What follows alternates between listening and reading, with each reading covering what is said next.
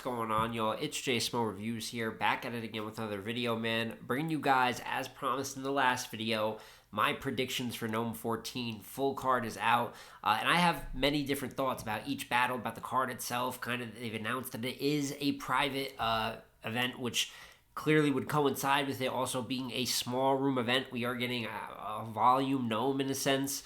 So I want to start out by saying the card on paper, in my opinion, I'm going 9 out of 10.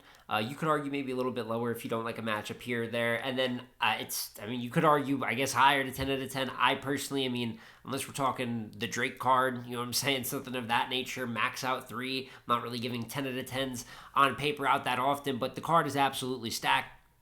Last video I talked about my interest level, and this one we're going to go through every battle again, but this time grade, style clash, right? The fact that it is a small room setting, and talk about who I think is going to win on NOME 14. So first battle I want to talk about is Swamp versus Miss Hustle.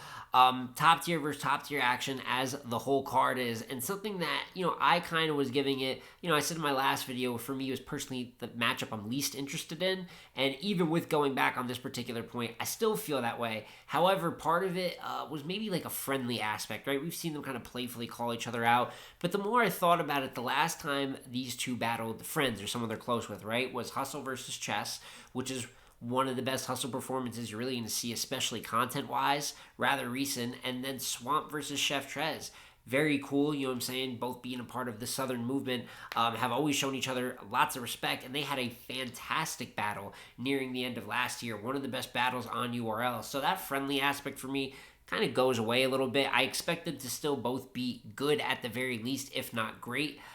Do I expect Swamp to be as great as he just was versus Verb? Maybe not. Do I expect Hustle to replicate that chess performance? I hope so, right? But maybe not. But she's coming off of her recent Wody victory. Swamp's coming off of that Averb victory. So I'm not going to say that they don't deserve it. Now, in terms of determining the winner, talked about how both of them are kind of in good form right now. So there's that motivation to just continue. And that's why it's the hardest for me to predict, is there's not that grudge there. They both could use the win to continue momentum, but there's no defining factor where this one needs it a lot more than this one. So it does come down to the style for me.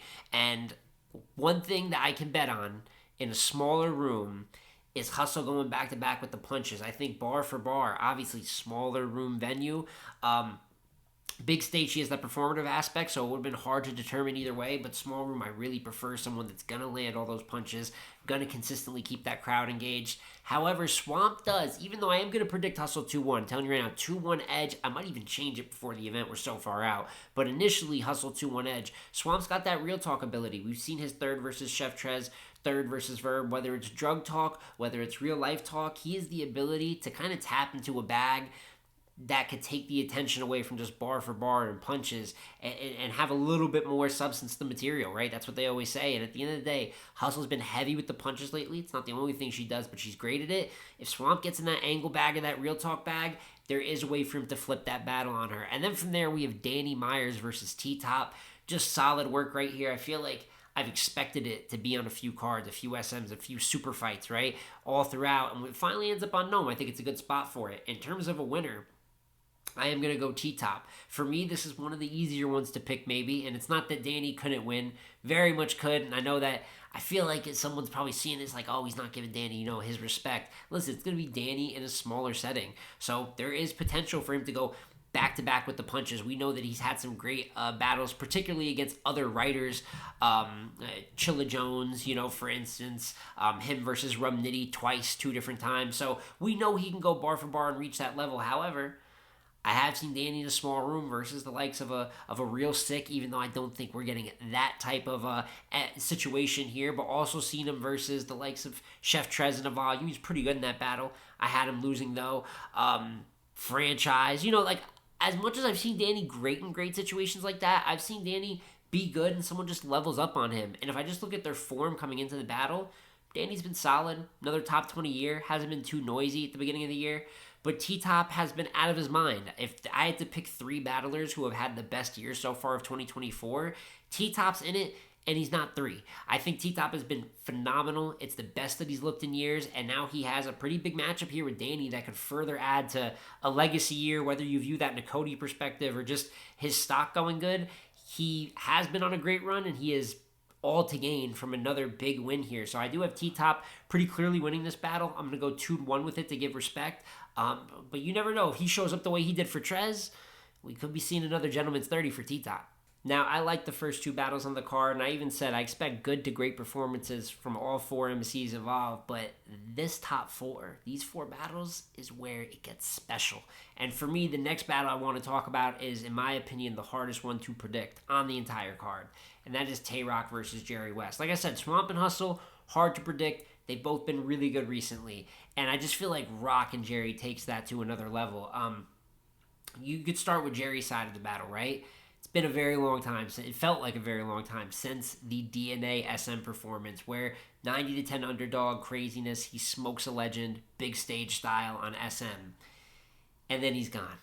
We didn't know if he was kidnapped, what happened, questions were asked, and Jerry said it just wasn't lining up, even though it was calls, but they weren't serious calls. Weirdness. However, to still get Tay Roc on NOME, you ended up with quite the card to end up getting the battle on, although we had to wait a minute. So there is an element to Jerry not having seen him in a while, his last one still being a breakout. I mean, he battled, I think it was Whispers on a card in between, but in terms of his last URL battle, right?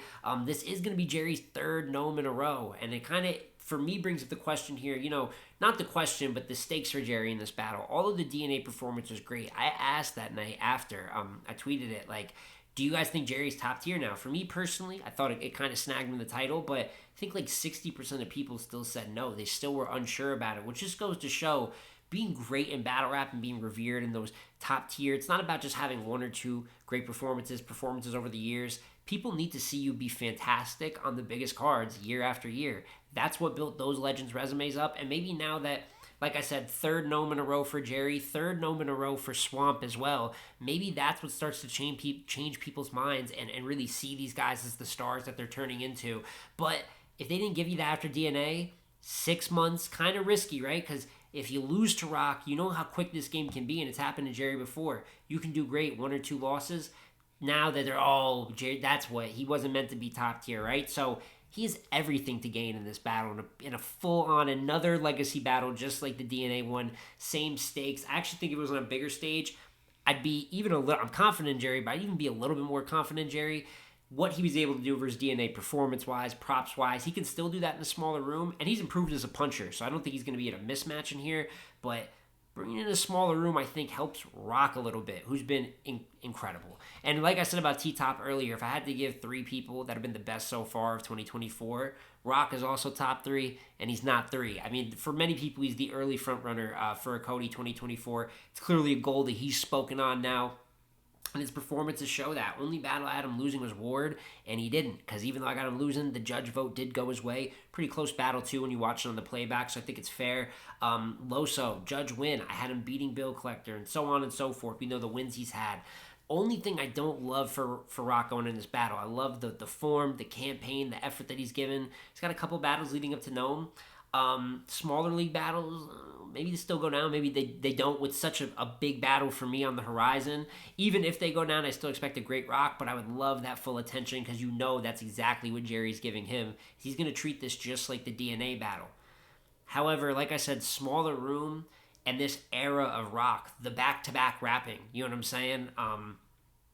The multi-syllabic with it, the haymaker ability, like his second verse Bill, I could just see him being very, very good for this battle. It may not be for some. You could debate Ward or Bill might be a tougher opponent, but I think Jerry is the hungriest opponent Roc has faced so far. And that's very dangerous. Like I said, hardest battle to call. I might even change my pick on this one. This one and Swamp and Hustle. The rest I'm pretty confident on. This one and Swamp and Hustle, very, very hard for me to pick. I am going to go Roc 2-1 edge. Year 20, he's exhibiting another level of greatness, and I might expect that to keep going for a little bit. So I'm going Roc 2-1, but expecting greatness from this battle nonetheless. Next battle to talk about is Geechi Gotti versus Fonz, which in a way for me is similar to Roc and Jerry, although not the exact same. We'll talk about why. But, you know, Jerry, a guy that's viewed on maybe the brink of top tier, right? versus like a GOAT, possible GOAT candidate in Tay Roc on NOME. And then Fonz and a guy who even more so is considered on that brink at top tier. I think they're both in there, right? But for the sake of argument, on that brink gets a Geechi Gotti, another guy with a real GOAT case on NOME. So there is the similarity there. Now, first I will start with is Fonz. And I am so overly impressed with Fonz as of recent, as of the last year or so. And one thing that Fonz always did great, which doesn't apply to this matchup, but when Fonz battles down, like when he battles guys that don't have his lyrical capabilities, dude, he'll like fuck you up. You know what I'm saying? Like Fonz has killed some people. Lou Castro, death. Mac Myron, death. Real name Brandon. Who else am I not even thinking? I say Tink the Demon. I think I already said his name. Soon to be bad news. Even though that interview was bad for you. We saw that 15 Minutes of Fame interview. That was no good, Fonz. But even that matchup, he's just dominant in those matchups. I think he's going to prove to be dominant. Even more dominant as time goes forward. But my big thing is when Fonz faced top tiers. Av, even though he's pretty good versus Av. JC didn't like him in that. Danny didn't really like him in that. He wasn't bringing that same level. Like, for whatever reason, he couldn't replicate what he was doing versus his own class or versus people that he should be beating. But that's changed. The Rum Nitty battle, which I thought he was going to get killed in, huge turning point for him. And that's a very I have him losing still, but it's a very debatable battle. Very fantastic battle. Got a YouTube drop for a reason. Him versus Suge. Smoke Shook, you know what I'm saying? On SM, great performance. O-Red, granted, you know where we're at with O-Red, but he was still able to handle business in that battle. He's just been better versus that top competition. And that's what gives me more confidence for him going into this matchup with Geechi. Surely a legacy plate for him. And then as for Geechi, I feel like he's been at where he's been at the last couple of years, and I don't have to say much to you already have the respect for Geechi and understand the situation. He's an all-time level battle rapper, and as recent as his Ilmac performance this year, he looked like it. Fantastic. 9 out of 10 type of Geechi performance. Clearly beat Ilmac. There's not people just doing that. I actually don't hear enough talk on that performance and how great it was, to be honest with you. I think that's still one of the most impressive wins of the year so far. But then he gets the Loso battle where you get a judge win. But we know that battle, he was not very good. He even said himself focused with like running the event and stuff. It wasn't exactly the greatest Geechi Gotti. So there is that gamble of like, which one are you going to get? You're going to get a higher end one. And that deciding piece for me is his performance versus other UM1 cats. Easy the Block Captain. Fantastic Geechi Gotti. When he battled Jay the Nightwing. Very good. I did have him losing that battle, but very good. A lot of people do have him winning. He battled Swamp. A lot of people forget Swamp's a UM1 guy and the tourney. And in UM3, great. Bad News. Great. So he's done great against everyone else in this class. I know he wants to battle Sick as well. I've always said Sick Fonz and Jerry, but Sick and Fonz, especially from UM1, can both be big stars going forward and battle all these guys. So I think you're going to get a really good Geechi. Style-wise, I would say that Geechi, not just punching, but the real talk, angle bag that he's gotten so elite with, he does more things than Fonz. So if he fully applies himself, he totally can beat Fonz. But I'm not betting against Fonz. He is looking like just a killer. I talked about how dangerous he is versus when he's battling down, but he started to bring that with the Suge, the Nitty performances. He started to bring that same effort and just level to the big matches as well, and that's what's going to make him a dangerous battler. For me, what makes him a top tier, but I think after a win versus Geechi Gotti, be undeniable. We're talking pit battle rap. Not just, not only does it help punchers, but when we talk about like a guy like Nitty on this card and a guy like Fonz, these are the ones for me that I'm looking at for nuclear type of performances. So Gotti fully has the capabilities to win, but I'm going Fonz 2-1. Last two battles to talk about is Jazz the Rapper versus Coffee Brown. Just doesn't stop, right? Super exciting. Number 2 versus number 3 on Wody. Both have won Wodys before, right? And this is supposed to have gone down for a minute. Still one of the biggest battles right now in female battle rap that could be set up, and it's been set up. And for me, Coffee's the one that you're looking at here for the most in terms of can shift their legacy a bit, right? She's starting to enter those Hall of Fame-esque conversations amongst the legends of female battle rap where multiple belts. She's facing the E Hearts, the 40 bars. She kind of faced Miss Hustle, right? But she's starting to build those up, and now with the Shoonies, Jazz the Rapper. So that resume is getting built up, and for the most part, it's good results. Her and Hart, very debatable battle. You could have it going either way. Had her losing. I had her beating 40 bars. She obviously beat Shoonie. What she could do versus Jazz here could determine, if she beats Jazz, you could really argue right now. Someone could argue Coffee is better than Jazz right now. It's a crazy thing and just shows the level that you're at in the game.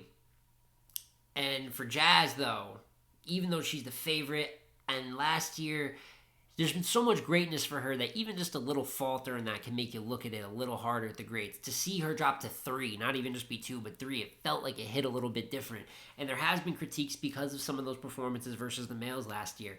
I do think that she missed some steps here versus Nitty and Big K, right? She wasn't the best versus Clips. And versus those top tier men, it's causing questions of where she stands maybe in the modern hierarchy, right? Because I'm seeing people that are choosing Coffee to win this battle. And since it's in a smaller room, I see a lot of people saying, oh, if it was in a big room, that would be a huge advantage, for Jazz. But being in a smaller room, it lets Coffee go more bar for bar. And I agree. I do think it is better for Coffee. I'm expecting a very good Coffee Brown in this battle. But I just think you guys might have forgot why Jazz the Rapper is Jazz the Rapper. Versus the top tier men, we're seeing a little bit of chinks in those armor versus some of the other absolute best in the game. I want to remind you guys what the woman's record is versus other top tier women. You understand what I'm saying? QB Black Diamond, a win. Miss Hustle, a win. Gaddis, a historic win. Vixen, a masterclass. E Hart, actually a really good debatable battle. But a lot of people still have her winning that battle. There is a reason that she's at where she's at and why she's considered what she's considered. She has been 99% dominant versus top women in the game outside of Official. Official got her very famously. And one thing that I'm hoping to see Jazz return to in this battle, and what I think the difference is she is just a different angler versus the ladies than she is versus the men. And she still pulled off the scroll concepts versus Kay. More importantly, twerk, right? She did have the little 12-step stuff in in the third versus Nitty, but I think how she angles versus women is completely different. The way that she style broke down Vixen the Assassin, the way that she was able to go after 40 bars and break her down, these are the matchups that she just is that tailored assassin. And I feel like she's gotten away in the last year. That angling wasn't at the forefront, so I think people are forgetting a little bit. I think that she's going to find ways to go after Coffee. I think she's going to take that route, and plus, bar for bar, I think they're maybe equal. If I'd say that, because I think Coffee's really improved there, the angling is going to be the difference for me, and that's why I have Jazz the Rapper taking it 2-1. Great battle. It's not anything about Coffee. I just think it's a level that Jazz is going to go to with the particular matchup, and I have her winning. And that leaves you with the main event, Rum Nitty versus Loaded Lux. And God, so many thoughts on it, but I feel like I've talked about it so much. I'm going to have to talk about it more. I got Nitty 2-1, and I do think, though, this is my Battle of the Night pick. I think it does have that heavy potential to be one of the battles of the year and possibly classic potential. I don't say it for no reason. I'm not going to give it to it unless it earns it, but it's one of those battles that has that potential, and I think that Loaded Lux can be fantastic. You put it in a smaller room. I'm really hoping, I'm expecting to angle somewhat, but if we could get some real bar for bars like battle here, and we could see a round or two of Lux really punching or scheming or showing that how he was the one that created this original lane, that would be fantastic to see. And there's definitely a way that Lux wins, tapping into that bag plus an angling bag that he simply has that Nitty doesn't. But it's Nitty's moment. You know what I'm saying? It's the God tier plate where, although, there's varying noise on Lux's name. Some people are getting a little bit more tired of Lux than you've seen in years past that think he doesn't have it. I know Nitty's the overwhelming favorite, which could work against him partially, but it really is all about Rum Nitty. This is a battle that really, for Pens, guys of this nature, the JCs, the Dannys of the world, I consider Rum like the main prototype, the best version of that, just straight bar for bar, not too much on the promo side. And these guys haven't gotten these types of plates before. You're the first real other Pen to battle Loaded Lux, and you've gotten more prep than really, I can't remember the last time, if ever, that Nitty's gotten prepped like this for a battle. It's all about what he does, and it's his moment. We're talking a small room, pit type of setting. Doesn't seem to be too much on the round limitations or anything like that. I think this could easily be Battle of the Night. Like I said, one of the battles of the year. But if you're telling me that these guys have the opportunity to max out, I'm going to have to take Rum Nitty if I'm seeing both of them on 10 out of 10, because that may be not just the best battler in this battle, but the best version of a battler in the world right now. So I expect such great things from this. I expect a vintage Lux. I expect one of the best Nitties we've seen and a classic main event. And that is my full predictions here for the NOME 14 card. Obviously excited, and it's because there's stakes here. You know what I'm saying? Everyone here's legacy could shift a little bit with a winner or loss. That's how the matches were kind of put up together. So I have to give the matchmaking a lot of props, because you can throw a lot of top tier names on a card, but to match them up the right way where each one feels like it has substance. That's why people are excited for this, and why you're seeing a more positive reaction to a URL card than really you've probably seen in quite some time. So excited, and I want to hear what you guys have to say. Give me your battle of the night, your performer of the night, what takes you agree with, what takes you don't agree with. We're still a far ways out. There will be all types of NOME history-based content. I'm getting back to that, so expect more dialogue on this, but I want to start out, how do you guys feel about it? Give me all your takes. I'd love to chop it up, man. But it's been J Small Reviews again, y'all. As always, like, comment, subscribe. I'm going to catch you on the next one, man. Peace.